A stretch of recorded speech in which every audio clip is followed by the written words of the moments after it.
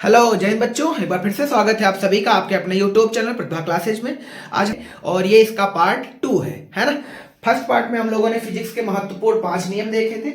आज हम लोग टॉप 4 क्वेश्चन की बात करेंगे, जिसमें एक समूचा टॉपिक खत्म होने वाला है जिसका नाम है वैद्युत ध्रुव। ठीक है, तो जानेंगे हम लोग आज वैद्युत ध्रुव क्या है, वैद्युत ध्रुव का आघूर्ण क्या है और वैद्युत ध्रुव के कारण वैद्युत क्षेत्र की तीव्रता पढ़ेंगे, जिसमें दो केस पढ़े जाते हैं, एक तो अच्छी स्थिति में और दूसरा निरक्षीय स्थिति में, यानी एक्सियल कंडीशन और इक्वेटर कंडीशन। अगला है वैद्युत ध्रुव के कारण वैद्युत विभव पढ़ेंगे, जिसमें भी दो केस होने वाले हैं, एक तो अच्छी स्थिति और दूसरा निरक्षीय स्थिति। तो एक एक टॉपिक को कंप्लीट कर लेते हैं। तो ये तो अपना थ्योरिकल पार्ट है जिसको हम बोलेंगे वैद्युत ध्रुव, या इंग्लिश में कहते हैं इलेक्ट्रिक डाइपोल। अब इलेक्ट्रिक डाइपोल कौन सी आफत है इसको समझते हैं, है ना। तो हम मान लेते हैं वो पहला क्वेश्चन है। वैद्युत ध्रुव की परिभाषा ये कहती है कि एक ऐसा निकाय कह सकते हो, तंत्र कह सकते हो, सिस्टम कह सकते हो, जिसमें दो बराबर यानी दो ऐसे चार्ज जिनके मैग्नीट्यूड तो बराबर होते हैं पर वो नेचर में डिफरेंट होते हैं, यानी एक पॉजिटिव चार्ज होगा और दूसरा निगेटिव चार्ज होगा। तो हम एक डायग्राम के थ्रू इसको रिप्रेजेंट भी कर सकते हैं। हमने कहा मान लेते हैं अपने पास एक माइनस चार्ज है और दूसरा प्लस चार्ज है। चूंकि इनके मैग्नीट्यूड समान है तो हम इनको Q1 Q2 नहीं लिखेंगे, इसको हमने माइनस क्यों लिखा और इसको हमने प्लस क्यों लिखा। और एक दूसरे से ये अत्यंत अल्प दूरी पर स्थित होते हैं और उस दूरी को हम 2L से डिनोट कर लेंगे। किस यूनिट से, सॉरी किस वैल्यू से, 2L से। 2L से डिनोट करने के पीछे की बहुत बड़ी कोई साइंस नहीं है, बस ये मान लीजिए क्योंकि जब हम इसके वजह से अच्छी स्थिति और निरक्षीय स्थिति में इलेक्ट्रिक फील्ड हो, चाहे पोटेंशियल विभव हो या जो भी बोलते हैं, जब ज्ञात करेंगे तो ये डिस्टेंस को मुझे आधा लेना पड़ता है। अगर हम इस दूरी को L ले लेंगे पहले तो मुझे फिर कैलकुलेशन करने में डिस्टेंस को L/2 करना पड़ेगा, इसलिए हम डिस्टेंस को पहले 2L ले लेते हैं और इजिली हाफ डिस्टेंस को हम L लिख सकते हैं। कोई दिक्कत की बात तो नहीं। एक बार रिपीट सुन लीजिए परिभाषा।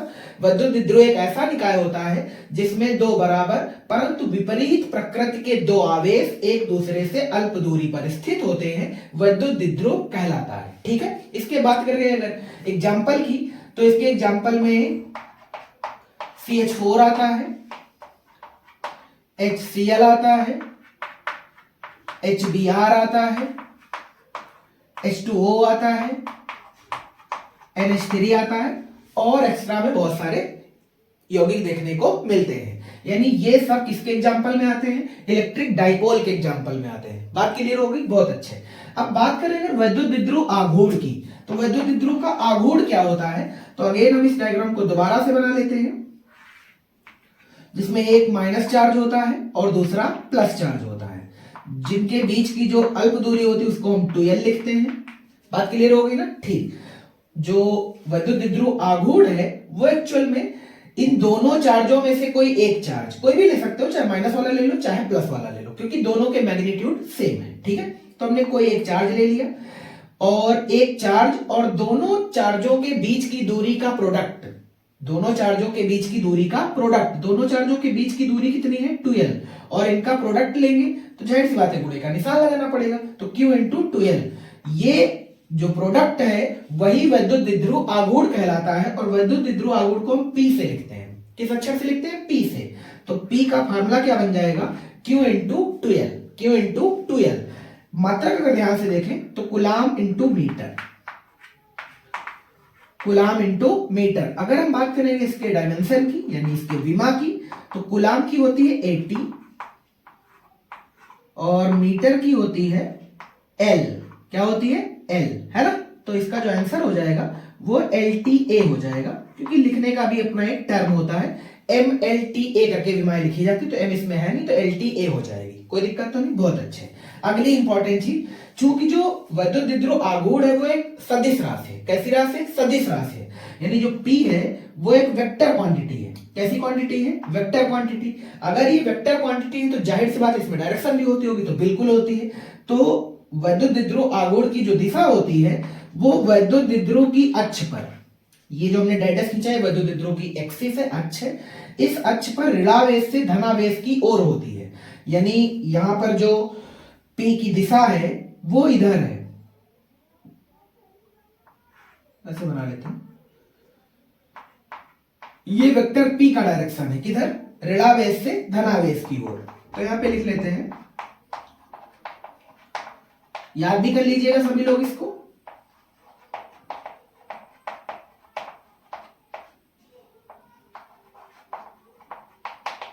ठीक है, बस इतना कहानी।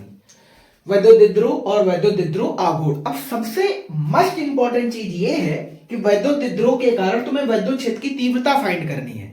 ये जो आपके सामने हेडिंगें पड़ी हैं, अच्छी स्थिति में या निरक्षी स्थिति में, यकीन करिए अगर इसके साथ एक छोटी मोटी हेडिंग ऐड करेगा एग्जामिनर तो कंप्लीट नंबर 5 देगा, और अगर ये सिंगल हेडिंग आएगी तो ये 3 नंबर में आएगी। और हर वीडियो आपके लिए इंपॉर्टेंट होगा क्योंकि हम सिर्फ उन्हीं टॉपिक पर बात करेंगे जो बोर्ड में आने वाले हैं। तो इसका मतलब साफ है कि हर वीडियो आपको 2 या 3 नंबर कंफर्म देगा, कोई कोई वीडियो तो आपको 5 नंबर तक ले जाएगा। बात समझ में आ गई ना? चलिए तो अब देखते हैं वैद्युत द्विध्रुव के कारण वैद्युत क्षेत्र की तीव्रता। एक तो केस है अच्छी और दूसरा निरक्षी। अच्छी स्थिति का क्या मतलब है, निरक्षी स्थिति का क्या मतलब है, इस चीज को हम समझने वाले हैं। ठीक है, तो चलिए इसे इरेज करके आगे बढ़ते हैं।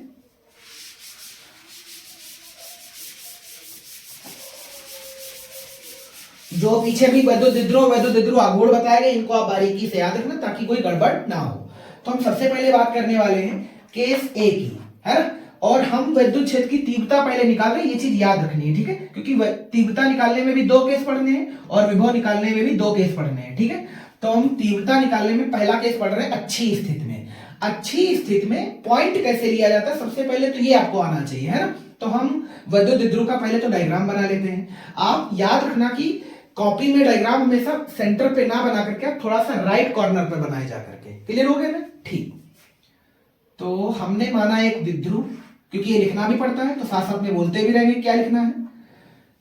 हमने एक द्विध्रुव लिया जिसका नाम रखा ए बी।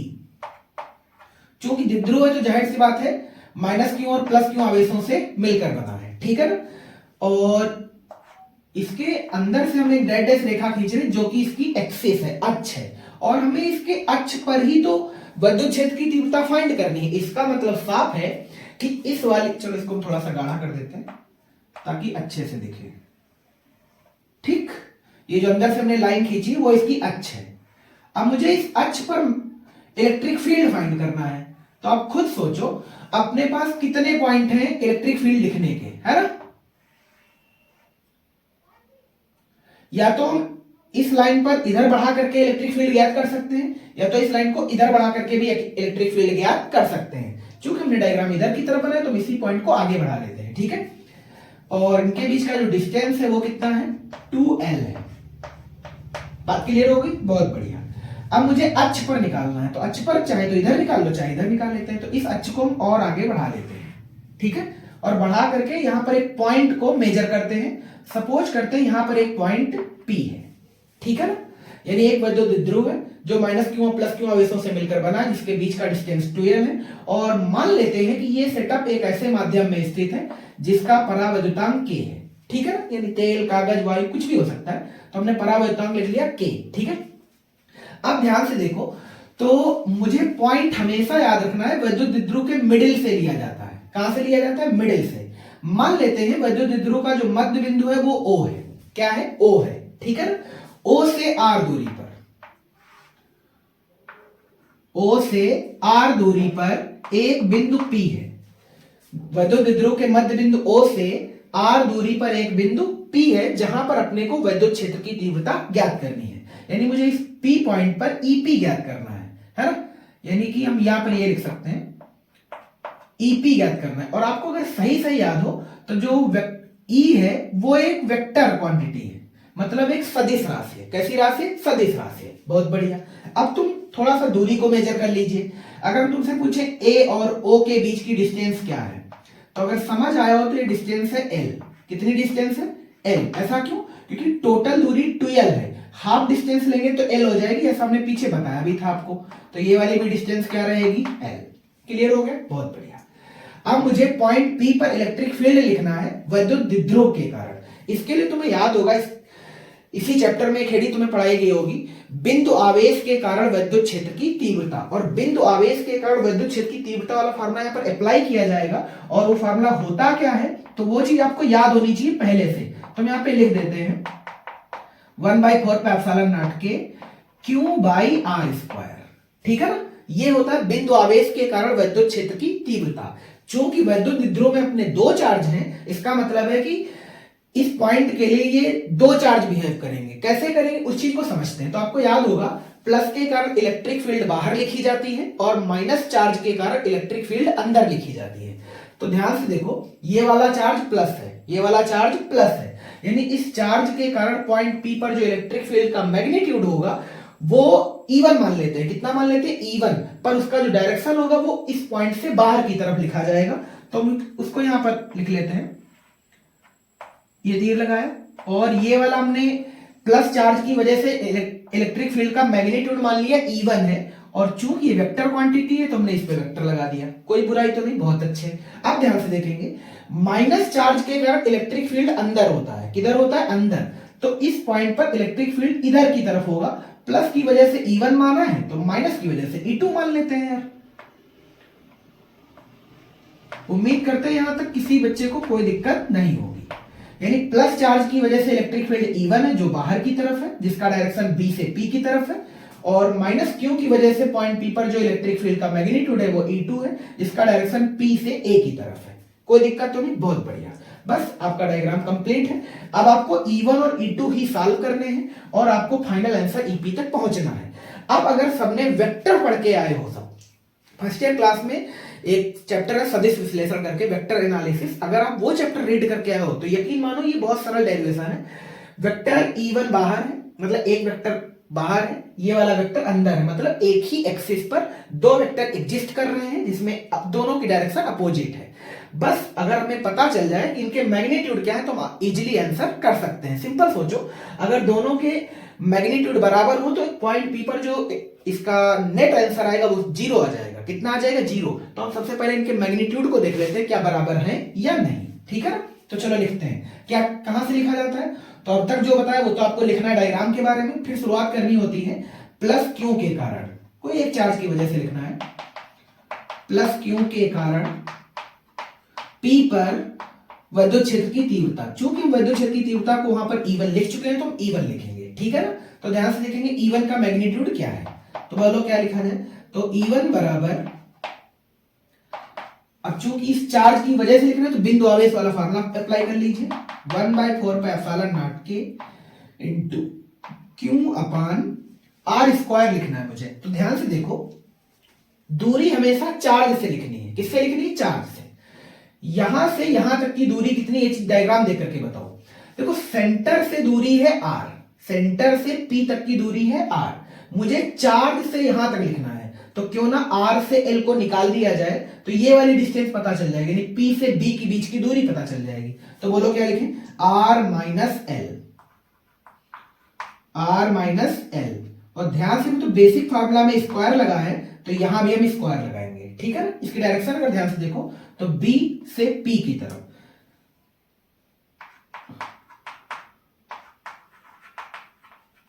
ये हम बाहर भी बोल सकते हैं। ठीक है ना? अब लिखते हैं माइनस क्यू के कारण, माइनस क्यू के कारण P पर विद्युत क्षेत्र की तीव्रता, जिसको हमने नाम में क्या रखा है? E2। क्या रखा है? E2। तो E2 बराबर लिखते हैं हम, वेक्टर E2 बराबर 1/4πε0 के Q अपान, अब चार्ज यहां से है तो यहां से दूरी वहां तक लिखनी है, तो सेंट्रल से ये वाली दूरी R है तो ये वाली एक्स्ट्रा हो रही है ना L, तो इसको ऐड कर दीजिए, R प्लस L का होल स्क्वायर। अगर आप सही से डायरेक्शन देख पा रहे हो तो ये अंदर की तरफ है, तो हम यहां पे लिखेंगे PA की ओर या P से A की ओर। समझते रहना थोड़ा ध्यान से। ठीक है ना? चलिए, अब मुझे ये आंसर नहीं चाहिए, मुझे तो इन पर नेट आंसर चाहिए। तो पॉइंट P पर परिणामी लिखना है। ठीक है? तो हम यहां पे लिखेंगे, ये आप बोले दे रहे हैं, आप लिख सकते हैं बिंदु P पर जो लाइन एक्सिस है उस पर वेक्टर E1 व वेक्टर E2 एक दूसरे की उल्टी दिशा में, मतलब परस्पर विपरीत है, और परस्पर विपरीत है तो पॉइंट P पर जो इलेक्ट्रिक फील्ड का नेट आंसर आएगा वो इन दोनों के अंतर के बराबर आएगा। किसके बराबर? अंतर के बराबर। इसका मतलब ये है कि बड़ा वेक्टर माइनस छोटा वेक्टर। अब पता कैसे लगा कि E1 बड़ा है या E2 बड़ा? तो इस चीज को यहां समझ लेते हैं, ध्यान से सुनना। यहां की डिस्टेंस ध्यान से तो कम है क्योंकि यहां R से L निकल चुका है, देन ये आंसर सॉल्व किया जा रहा है। ये वाली दूरी ज्यादा है, चूंकि हर की वैल्यू यहाँ पर ज्यादा है तो ये वाला जो आंसर आएगा वो कम आएगा और ये वाला आंसर ज्यादा आएगा, ऐसे भी समझ सकते हो। दूसरा तरीका ये है कि दूरी जब घटेगी, यहां से देखो, जब दूरी घटेगी तो इलेक्ट्रिक फील्ड बढ़ेगा, तो निकट कौन सा चार्ज है, प्लस वाला निकट चार्ज है, तो पॉइंट पी से जो निकट चार्ज होगा उसका मैग्नीट्यूड ज्यादा होगा और जो चार्ज दूर होगा उसका मैग्नीट्यूड कम होगा। बात पल्ले पड़ गई, बहुत बढ़िया। तो पी पर जो नेट होगा वो उनका अंतर लिखा जाएगा, अंतर लिखा जाएगा, इसका मतलब ये है कि ईपी जो लिखा जाएगा, वेक्टर ईपी, वो लिखा जाएगा E1 माइनस E2। समझ में आया सभी को, बहुत बढ़िया। और ऐसा हमने क्यों लिखा, तो इसकी डायरेक्शन बोलो क्या होगी, तो जिस वेक्टर से घटाते हैं हमेशा वही डायरेक्शन होती है, तो डायरेक्शन बोलो E1 की क्या है, बीपी, सॉरी बीपी की ओर, डायरेक्शन बोलो बीपी की ओर। ऐसा हुआ क्यों, तो ये चीज भी तुम्हें आनी चाहिए। ऐसा इसलिए हो पाया क्योंकि जो E1 है वो ग्रेटर है किससे, E2 से, किससे, E2 से, यानी E1 की वैल्यू E2 से ज्यादा है, इसलिए हमने E1 से घटा दिया, ठीक है ना। अब ध्यान से देखते हैं, इस चीज को इरेज करें और थोड़ा आप जल्दी से उतारने की कोशिश करना। मेरे ख्याल से आप पढ़ चुके हैं तो ये सब याद होगा, बस सिर्फ आपको देखने की जरूरत है, ठीक है। तो ध्यान से देखेंगे, मुझे ईपी लिखना है। अब बोलो क्या करें, E1 की वैल्यू लिखें और माइनस करके E2 की वैल्यू लिखें। तो E1 की वैल्यू बोलो कितनी है, ये हटाएं, कोई जरूरत नहीं इसकी, 1/4πε0 के Q अपान R माइनस L का होल स्क्वायर माइनस 1/4πε0 के Q अपान R प्लस L का होल स्क्वायर। उम्मीद करते हैं यहां तक किसी बच्चे को कोई दिक्कत नहीं होगी, ठीक है ना। अब ध्यान से देखो, अगर तो यहां पर कुछ कॉमन मिल जाएगा, क्या कॉमन मिल जाएगा आपको, तो Q/4πε0 के इस पूरे से कॉमन है, अंदर बचेगा 1/R माइनस L का whole square minus 1/R plus L का होल स्क्वायर, ठीक है ना। इसी को बस कैलकुलेट कर देंगे, आपको आंसर मिलेगा Q/4/ε0 के, ये क्रॉस मल्टीपल कर दीजिए तो ये यहां आ जाएगा R प्लस L का होल स्क्वायर माइनस का R माइनस L का होल स्क्वायर, बटे में क्या लिखेंगे, ये लिखा है माइनस बी, ये लिखा है प्लस बी, तो ये हो जाएगा A² माइनस B² का होल स्क्वायर, मतलब R² माइनस L² का होल स्क्वायर, ठीक है ना। अब ध्यान से देखो, अब यहां पर थोड़ा सा समझना है आपको, थोड़ा जल्दी एक स्टेप छोड़ना चाह रहे हैं। ये A प्लस बी का होल स्क्वायर लिखा है और ये A माइनस बी का होल स्क्वायर लिखा है, तो फार्मूले तो बड़े इजी हैं। तो ध्यान से देखो, तो R² प्लस L² और प्लस का 2RL हो जाएगा, और ये वाली चीज हो जाएगी R² प्लस L² माइनस का 2RL। पर जब ये वो माइनस अंदर गुणा करेगा तो R² भी माइनस का हो जाएगा, L² भी माइनस का हो जाएगा, पर जो माइनस का 2RL था वो प्लस का 2RL हो जाएगा। तो यहां पर R² प्लस L² प्लस का था, यहां पर R² L² माइनस के हैं, तो R² L² कैंसिल आउट हो जाएगा, तो 2RL यहां बचेगा, 2RL यहां बचेगा, तो दोनों ऐड हो जाएंगे, हो जाएगा 4RL। क्या हो जाएगा, 4RL या 4LR करके बोल सकते हो।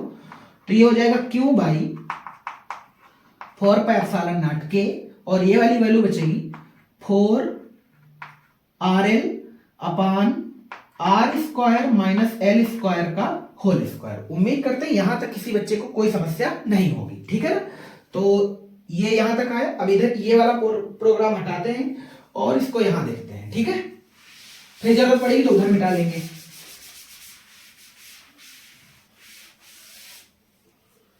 चलो, अब इसे हम क्या लिख सकते हैं, ध्यान से देखो, ये ईपी के बराबर चल रहा है सब, ईपी बराबर, बोलो क्या लिखें, हम इसे ये लिख सकते हैं क्या, 1/4πε0 के, हम इसे ये लिख सकते हैं 2 ×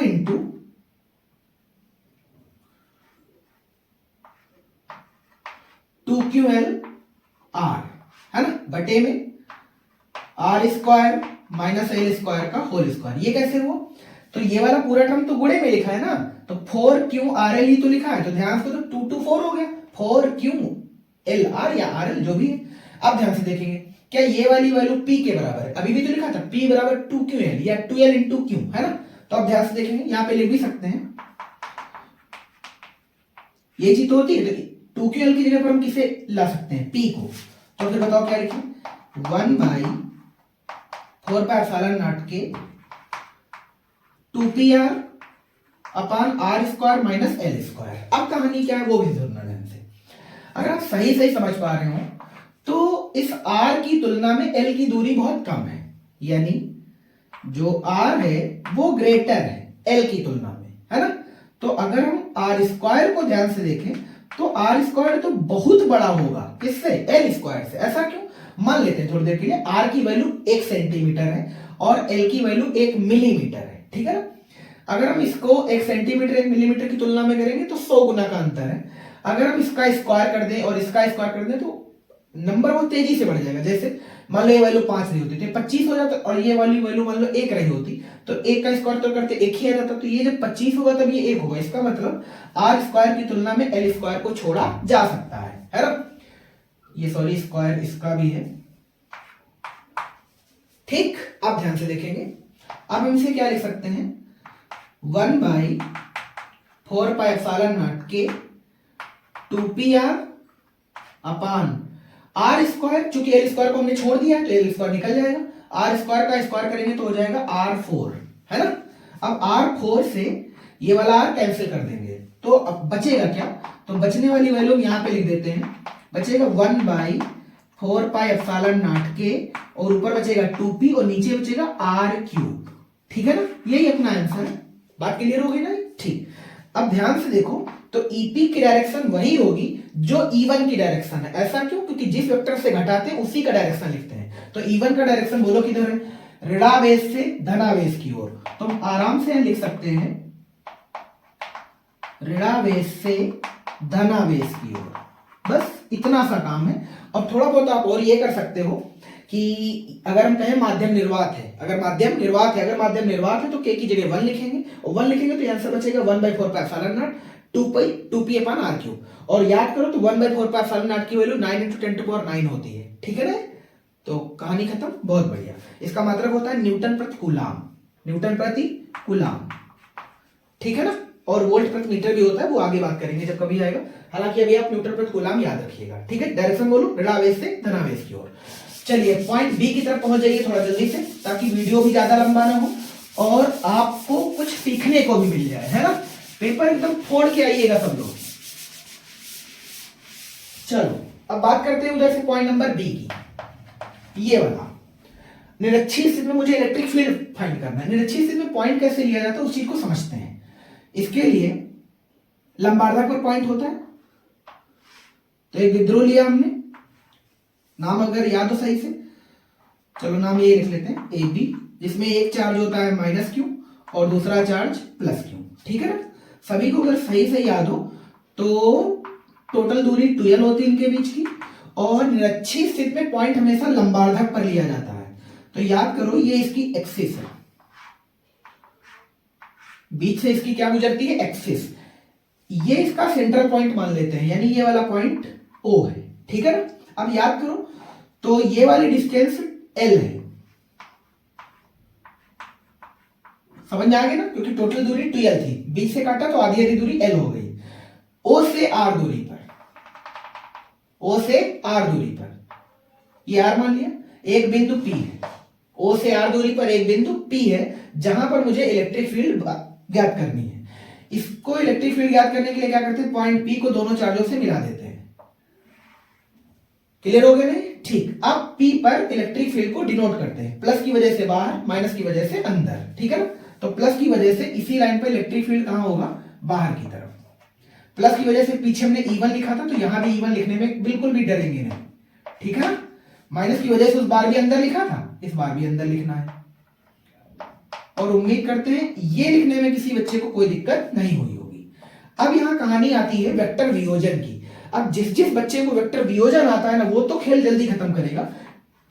तो मान लेते हैं यहां पर कोण थीटा है, कोण यहां पर थीटा है। अगर ये कोण यहां पर थीटा है तो जाहिर सी बात है ये वाला कोण भी थीटा ही रहेगा, ये वाला कोण थीटा रहेगा, ठीक है। इसको और अच्छे से समझने के लिए इस डायग्राम को हम यहां पर समझ लेते हैं। ध्यान से देखो तो पॉइंट P पर दो वेक्टर ऐसे हैं, ऐसे तो बना है, ये मान लिया हमने E1 है और ये मान लिया हमने E2 है। इसमें कोई दिक्कत की बात नहीं है। ये वाला पॉइंट P है। क्या उम्मीद करते हैं समझ आया? बहुत बढ़िया। अब वेक्टर वियोजन का सिद्धांत ये है कि उसमें दो ऐसे फैक्टर निकाले हैं जिनका परिणामी E1 और E2 के बराबर ही होना चाहिए, यानी E1 को दो ऐसे फैक्टर में तोड़ना है कि उनका जो नेट आंसर आए वो E1 ही आए। जैसे हम मान लो कहें ये वाली वैल्यू 5 है, सिंपल, ये वाली वैल्यू 5 है, तो इसके हम दो फैक्टर करेंगे 3 और 4 में। 3 और 4 में, जब 3 और 4 में करेंगे तो 3 और 4 का स्क्वायर करके जोड़ देंगे, आंसर 5 आ जाएगा, क्योंकि 3 4 का ट्रिपलेट 5 होता है। ठीक है ना? तो इसको ऐसे तोड़ दीजिए कि उनका नेट आंसर E1 ही आना चाहिए। ठीक है? तो तोड़ने का वो सिंपल तरीका है। तो ये वाला कोण थीटा है, तो थीटा के साथ जो वेक्टर तोड़ा जाता है वो हमेशा कॉस थीटा लिखा जाता है। क्या लिखा जाता है? Cos theta. ठीक है ना? तो हम ये वाली लाइन लिखेंगे E1 कॉस थीटा, और इसका जो परपेंडिकुलर लिखा जाएगा वर्टिकल वाला एंगल वो लिखा जाएगा साइन थीटा। उम्मीद करते हैं E1 को तोड़ना आपको सभी को आया होगा। ये E1 cos थीटा लिखा है, ये E1 sin थीटा लिखा है। अब अगर ऐसे हम E2 को तोड़ दें, E2 को जब तोड़ेंगे तो समांतर वेक्टर तो यही वाला रहेगा ना, इसका मतलब है E2 का क्षैतिज वेक्टर यही रहेगा, तो हम इसे क्या लिखेंगे?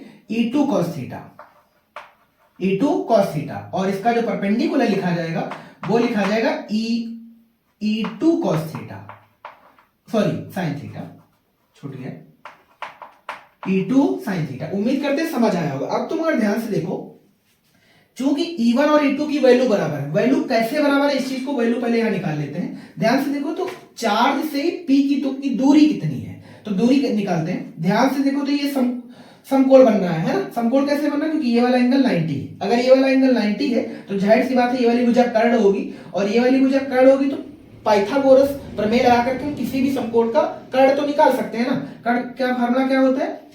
लंब का स्क्वायर प्लस आधार का स्क्वायर, और उसका रूट कर देते हैं। तो लंब का स्क्वायर कितना है? r, और आधार का स्क्वायर l। तो हम यहां पे लिखने वाले हैं r square plus l square.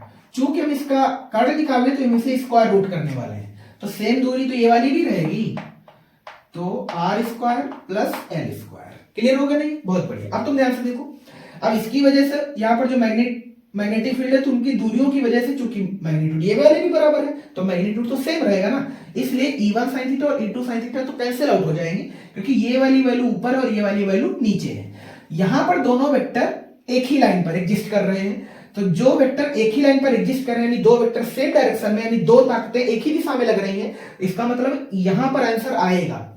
यहां पर कहानी ये है कि दो इंसान, जैसे मान लीजिए एक मेरा ये हाथ है, एक मेरा ये हाथ है, अब बराबर दो ताकत लगा करके एक इंसान मुझे इस तरफ खींचे और ये वाला पकड़ करके इस तरफ खींचे, तो बताओ बॉडी पर क्या फर्क पड़ेगा? कोई प्रभाव नहीं पड़ेगा, मोमेंटम तो क्रिएट होगा, बट ये बॉडी अपनी पोजीशन से हिलने वाली नहीं है। क्यों? क्योंकि दोनों फोर्स तो लगा रहे हैं पर दोनों अपोजिट डायरेक्शन में लगा रहे हैं। बात समझ में आ गई ना? ठीक। तो पॉइंट P पर E1 sin थीटा और E2 sin थीटा की वजह से कोई आंसर नहीं आएगा। पॉइंट P पर जो भी आंसर आएगा वो E1 cos थीटा और E2 cos थीटा के योग से आएगा। योग से क्यों आएगा? क्योंकि दो वेक्टर जब एक ही दिशा में होते हैं तो उनका परिणामी हमेशा दोनों वेक्टरों के योग के बराबर होता है। ठीक है ना? तो इन दोनों को अगर हम जोड़ेंगे या इन दोनों का जो परिणामी आएगा वो इसी लाइन पर तो आएगा, तो इसी लाइन पर आएगा, तो इसका मतलब इस तरफ आ जाएगा। ठीक है ना? तो इन दोनों के परिणामी को हम आंसर मार्क कर लेते हैं EP। क्या मार्क कर लेते हैं? EP। तो जो EP होगा वो E1 cos थीटा और E2 cos थीटा के योग के बराबर होगा। बात समझ में आ गई सभी को? बहुत बढ़िया। अब ध्यान से देखो, तो E1 और E2 की पहले हम वैल्यू नोट कर देते हैं। ठीक है? तो प्लस Q के कारण E1 है ना, तो फिर क्या लिखेंगे बोलो? वेक्टर E1 बराबर 1/4πε0 के Q अपान और इस वैल्यू का स्क्वायर है ना, इस वैल्यू का स्क्वायर। इस वैल्यू का स्क्वायर करने का मतलब है कि सीधा सीधा यही लिख दो, क्योंकि अगर हम इस वैल्यू का मान लो यहाँ पर स्क्वायर करें और ये वाली वैल्यू 1/2 है, तो 1/2 से ये वाले 2 का हाथ कट जाएगा, तो बचेगा क्या? r square plus l square. तो हम सीधा सीधा लिख देते हैं r square plus l square. Direction को ध्यान से तो BP की ओर, किधर डायरेक्शन है? BP की ओर, है ना। अब सेम ऐसे ही मार्क कर लेते हैं माइनस Q के कारण। क्या बात कर ले? माइनस Q के कारण, है ना। अब बताओ क्या लिखें? माइनस क्यू के कारण हम लिखेंगे E2। E2 बराबर बोलो क्या लिखेंगे, E2 बराबर लिखेंगे 1/4 के क्यू। चार्ज से दूरी लिखनी, दोनों चार्जों से सेम दूरी है तो अगेन यही लिखेंगे, तो ये आ जाएगा R² प्लस L², क्योंकि इस वाली वैल्यू का स्क्वायर करेंगे तो स्क्वायर रूट से स्क्वायर कैंसिल हो जाएगा ना। यहाँ तक दिख पा रहा नीचे सभी को, बहुत अच्छे। यानी ये जो E2 की वैल्यू आ गई वो आ गई 1/4 के इंटू में क्यू अपान R² प्लस L²। डायरेक्शन बोलो किधर है, ये वाला डायरेक्शन अंदर है तो P से A की तरफ, P से A की तरफ, कोई दिक्कत तो नहीं, PA की तरफ।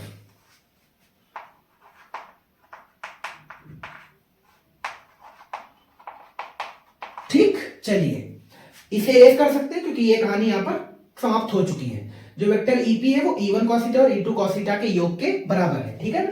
चलिए इसे मिटाते हैं ताकि ऊपर लिख सकें।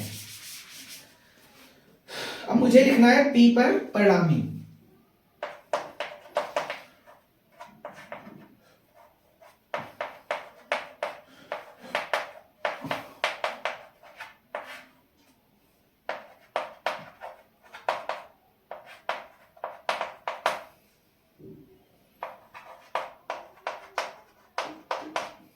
क्या लिखें, वेक्टर EP बराबर, क्योंकि साइन थीटा वाले टर्म कट चुके हैं तो हम लिखेंगे E1 cos theta plus E2 cos theta. आप चाहो तो ध्यान से देखो तो E1 और E2 के मैग्नीट्यूड सेम है, तो चाहो तो आप लिख सकते हो 2E1 cos थीटा या भी लिख सकते हो 2E2 cos थीटा, ठीक है ना।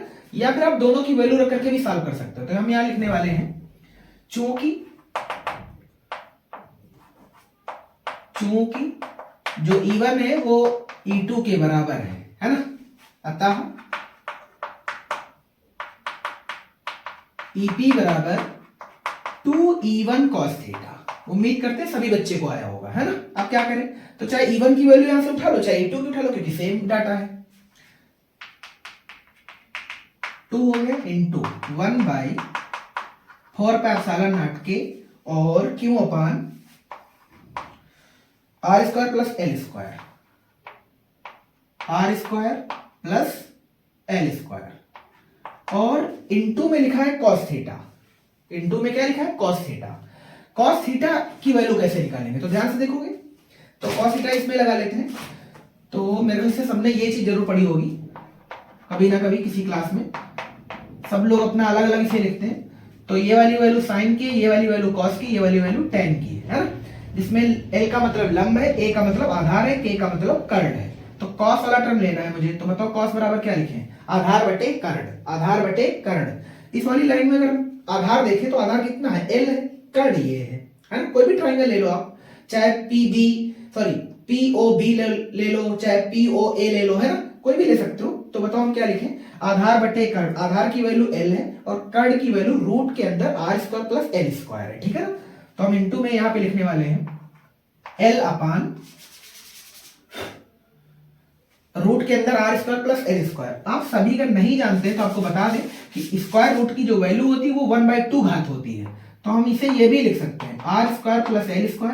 पहली बार तुम स्क्वायर रूट लगा सकते हैं, अगर आप स्क्वायर रूट नहीं लगाना चाहते तो आप बिल्कुल मत लगाइए, आप इसे 1/2 लिख सकते हो। क्या लिख सकते हो, 1/2, ठीक है ना।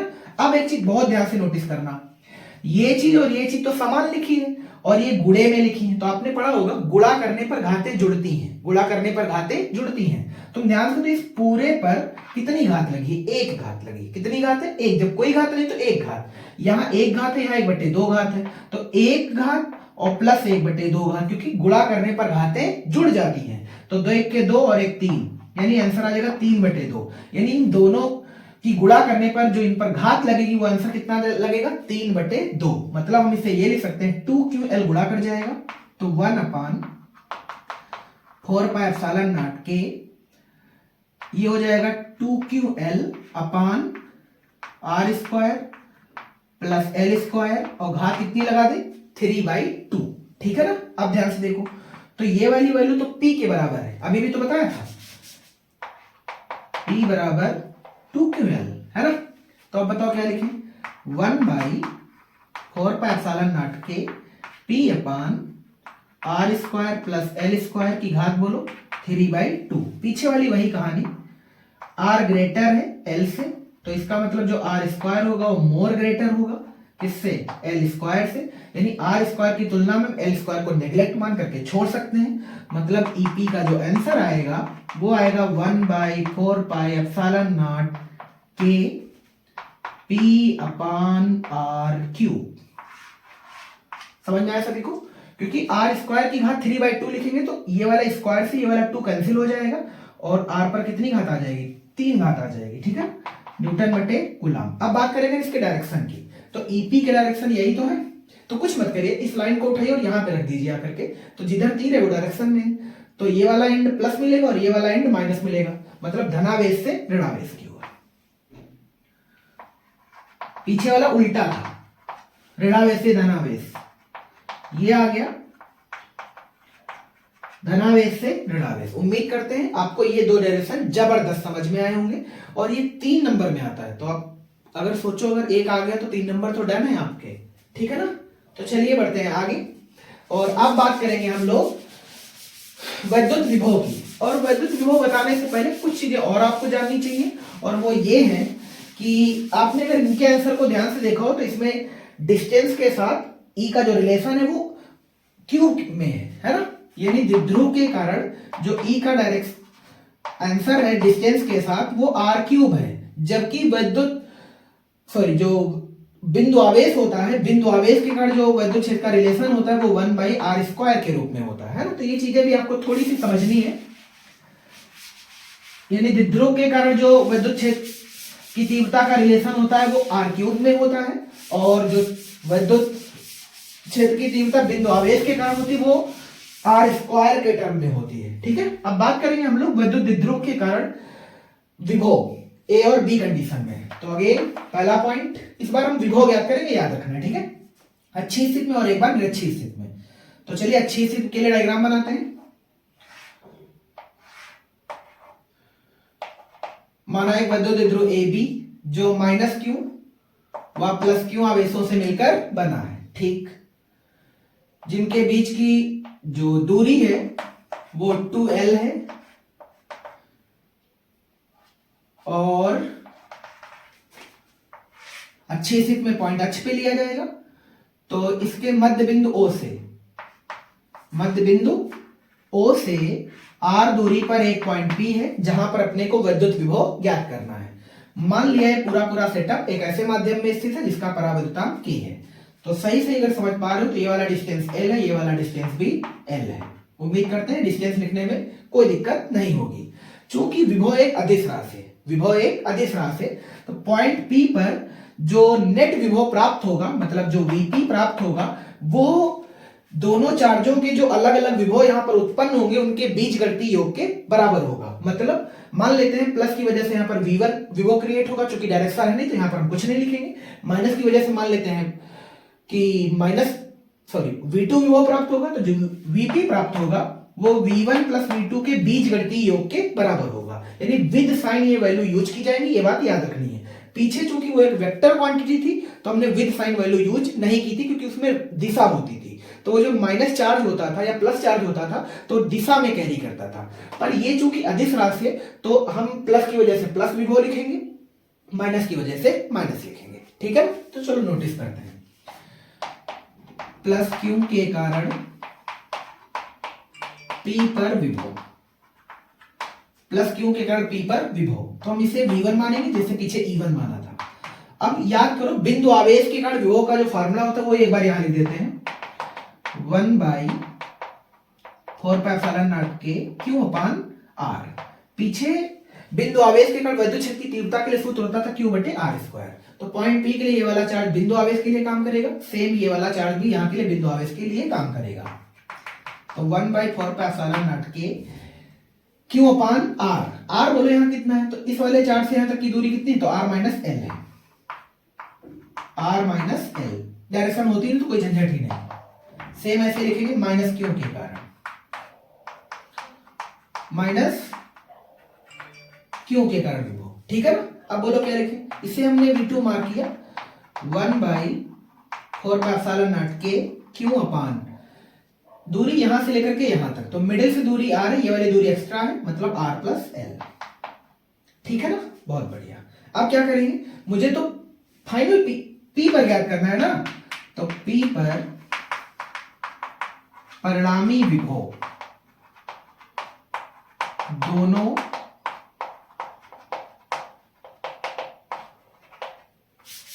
आवेशों के कारण उत्पन्न विभव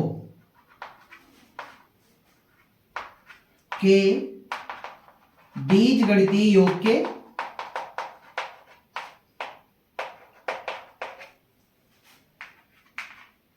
बराबर होगा। समझ में आया ना? मतलब जो P पर विभव नेट लिखा जाएगा वो लिखा जाए, ये याद रखना, ये चूंकि माइनस के लिए है तो ये फिर माइनस ही रहेगा, ठीक है। तो V1 प्लस V2, तो V1 तो प्लस का है और V2 माइनस का है, तो हम लिखेंगे V1 माइनस V2, ठीक है ना। अगर ये सोचो कि यहाँ पर प्लस V2 क्यों लिखा, तो ये फार्मूला ऐसे ही लिखा जाएगा, V1 की वैल्यू प्लस है तो ये प्लस हो जाएगा, और V2 की वैल्यू माइनस साइन के साथ है तो ये माइनस हो जाएगा, ठीक है ना। तो अब बताओ क्या लिखें, तो दोनों की वैल्यू पुट कर लेते हैं।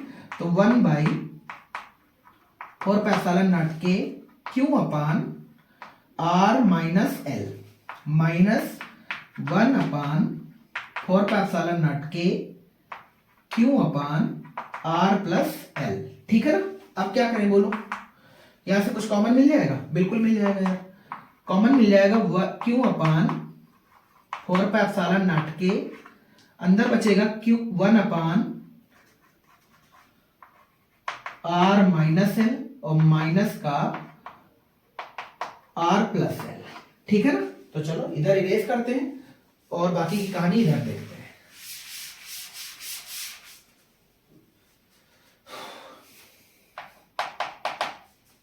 तो ये क्रॉस मल्टीपल हो जाएगा, Q अपान 4/0 के और ऊपर हो जाएगा ये R plus L minus R minus L, A minus B A plus B, तो A square minus B square, ठीक है ना। यानी ये तो फार्मूला है, तो हमने फार्मूला खोल दिया, ध्यान से देखो। तो ये प्लस R ये प्लस L, ये माइनस R और ये प्लस L, तो ये माइनस R ये प्लस R है, कैंसिल हो जाएगा। ये प्लस L है और माइनस अंदर जब गुणा करेगा तो ये वाला L भी प्लस हो जाएगा, तो L हो जाएगा 2L, तो ऊपर बचेगा Q अपान 4πε0 के, इसे हम 1 लिख लेते हैं, ठीक है। और ऊपर बचेगा Q इंटू 2L, क्योंकि R से R कैंसिल हो चुका है, क्योंकि ये प्लस R है और ये माइनस R है, ठीक है। R square minus L square, ठीक है। वही कहानी, Q इंटू 2L की जगह P लिख लेंगे, 1/4πε0 के, ये आ जाएगा P और ये आ जाएगा R square minus L square, ठीक है। अब फिर से वही कहानी है, R ग्रेटर है तो जो R स्क्वायर होगा वो मोर ग्रेटर होगा L स्क्वायर से, तो L स्क्वायर की तुलना में R स्क्वायर को छोड़ दिया जाएगा। तो जो पॉइंट P पर विभव लिखा जाएगा वो लिखा जाएगा 1/4πε0 के P अपान R स्क्वायर, ठीक है। जो मात्रक आएगा वो बाबू वोल्ट आ जाएगा, कहानी खत्म, ठीक है। तो ये P अपान R स्क्वायर, जो कि पीछे फॉर्मूला आया था 2P अपान R क्यूब, ठीक है। इसमें डायरेक्शन होती है ना, तो बिना किसी झंझट के इजीली कर सकते हैं आप, ठीक है। अब बात करते हैं इसके अच्छी स्थिति की, और ये इसका लास्ट टॉपिक होगा आज की क्लास का, और फिर हम लोग मिलेंगे नेक्स्ट पार्ट में, पार्ट 3, ठीक है ना। और कोशिश करेंगे पूरा बोर्ड पेपर फंसाने की। बी नंबर निरक्षी स्थिति, निरक्षी स्थिति के लिए डायग्राम बोलो कैसे है। निरक्षी स्थिति में पॉइंट माना जाता है इक्वेटर पर, ये इसकी अक्ष है, ये ए है ये बी है, ये वाला चार्ज प्लस क्यू है, ये वाला चार्ज माइनस क्यू है। दूरी हमेशा या चार्ज हमेशा, पॉइंट जो हमेशा ले वो हमेशा सेंट्रल से लिया जाता है। इक्वेटर पर पॉइंट इधर भी ले सकते हो और इधर भी ले सकते हो, ठीक है ना। इनको हम यहाँ से मिला लेंगे दूरियों को, ये वाली डिस्टेंस, सॉरी ये वाला पॉइंट P है और ये वाली डिस्टेंस निकालने के लिए बताओ क्या करें। तो ये वाला पॉइंट O मानते हैं और ये वाली डिस्टेंस R मानते हैं, है ना। पॉइंट O से R दूरी पर एक बिंदु P है जहां पर विभव ज्ञात करना है, ठीक है ना। अब ध्यान से देखेंगे, तो ये वाली डिस्टेंस L है और ये वाली डिस्टेंस भी L है, टोटल दूरी 2L होती है, ये बात आपको याद है। अगर ये वाला कोण थीटा है तो ध्यान से, तो ये वाला 90 है, मतलब ये समकोण हो जाएगा। अगर ये समकोण है तो ये वाला कर्ण होगा, ये कर्ण होगा, तो फिर वैल्यू बताओ क्या लिखी जाएगी, रूट के अंदर R square plus L square, clear हो गया नहीं। तो ये वाली डिस्टेंस भी यही लिखी जाएगी, r² प्लस l²। ठीक है, चलो एक एक करके मार्क कर लेते हैं। प्लस क्यू के कारण P पर विभव, क्या लिखे बोलो? तो हम लिखेंगे V1, ये प्लस का लिखा जाएगा तो हम सीधा मार्क करेंगे 1/4πε0 इंटू क्यू अपान ये वाली डिस्टेंस, तो रूट के अंदर r² प्लस l²। ठीक, ऐसे यहां पर मार्क कर लेते हैं। माइनस क्यू के कारण विभव, क्या लिखे बोलो? V2 बराबर, चूंकि ये माइनस चार्ज है तो फिर V2 माइनस का लिखा जाएगा 1/4πε0 क्यू अपान ये वाली दूरी बोलो कितनी है? तो रूट के अंदर r² प्लस l²। ठीक है, अब मुझे लिखना है बिंदु P पर परिणामी विभव। अब आपको याद होना चाहिए विभव तो एक अदिश राशि, मतलब पॉइंट P पर जो विभव लिखा जाएगा वो दोनों चार्जों के कारण उत्पन्न विभव के बीजगणितीय योग के बराबर लिखा जाएगा। तो V1 की वैल्यू ध्यान से देखो तो प्लस है, V2 की वैल्यू ध्यान से देखो तो माइनस है, विद साइन वैल्यू पुट कर देते हैं। तो बोलो फिर क्या लिखें? Vp बराबर 1/4πε0 क्यू अपान रूट के अंदर r² प्लस l²। ये प्लस लगाया है पर V2 की वैल्यू माइनस होती है, माइनस आ जाएगा 1/4πε0 क्यू अपान रूट के अंदर r² प्लस l²। ध्यान से देखो तो ये चीज कॉमन आ जाएगी, क्यू अपान 4πε0 के अंदर बचेगा 1/रूट के अंदर r² plus l² minus r² plus l² का स्क्वायर रूट। ठीक है, ध्यान से देखो तो ये प्लस का लिखा और ये माइनस का लिखा, इसका मतलब ये वाला आंसर 0 आ जाएगा। तो q/4πε0 के इंटू में ये वाला आंसर 0 है, तो बताओ Vp फिर कितना आएगा? 0 आ जाएगा। खत्म। तो आज की क्लास उम्मीद करते हैं पसंद जरूर आई होगी, और क्लासें आपको अच्छी लग रही हैं तो कोशिश करिए यार कि अपने फ्रेंड्स लोगों को भी शेयर करते रहिएगा, है ना। जबरदस्त कंट्रोलर होगा यहाँ से जो बोर्ड को हैंडल कर जाएगा इस बार। ठीक है, तो कोशिश करते हैं बोर्ड को कम से कम 80-90% फंसाने की। क्लियर हो गया ना? वीडियो पसंद आए वीडियो को लाइक करें, कमेंट करें, आपकी जो डिमांड है उससे भी हम सॉल्व करेंगे। तो कोशिश करें, आप अपनी डिमांड भी भेज सकते हो, हम कोशिश करेंगे डिमांड एंड सप्लाई रूल की, है ना। आप अगर हमसे कुछ जानकारी लेना चाहेंगे, हम उससे बेहतर से बेहतर कंटेंट आपको देने की कोशिश करेंगे। ठीक, थैंक्स फॉर वॉचिंग। जय हिंद।